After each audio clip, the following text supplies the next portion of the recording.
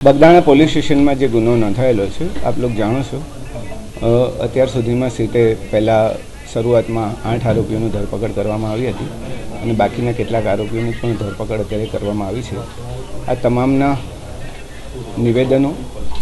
સાંયોગિક સાક્ષીઓના નિવેદનો, call details અને તમામના આધારે જયરાજ આહિરને પણ 3 દિવસ પહેલાં અહીંયા બોલાવવામાં આવેલા હતા આઈજી કચેરીએ.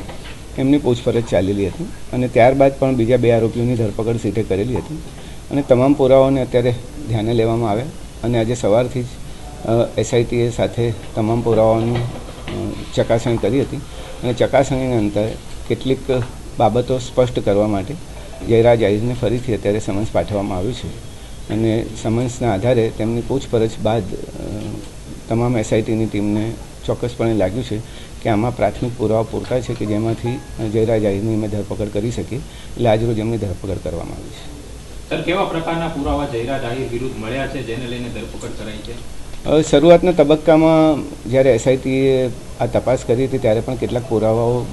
જે હતા જેની મૂલવણી અમે કરવામાં આવી હતી અને ત્યારબાદ જે 8 આરોપીઓની ફર્ધર પૂછપરછ કરવામાં આવી એમાં પણ કેટલીક સંડોવણીઓ જણાવી હતી અને ત્યારબાદ બીજા 2 આરોપીઓની ધરપકડ કરવામાં આવી. એના પછી પણ 2 મહત્ત્વના સાક્ષીઓના નિવેદનો પણ લેવામાં આવ્યા અને અન્ય ટેકનિકલ પુરાવો પણ પ્રાપ્ત થયો છે કે જે એફએસએલની વેરિફિકેશન માટે જરૂરી છે, પણ એ પુરાવો પણ મેં ધ્યાને લીધો છે.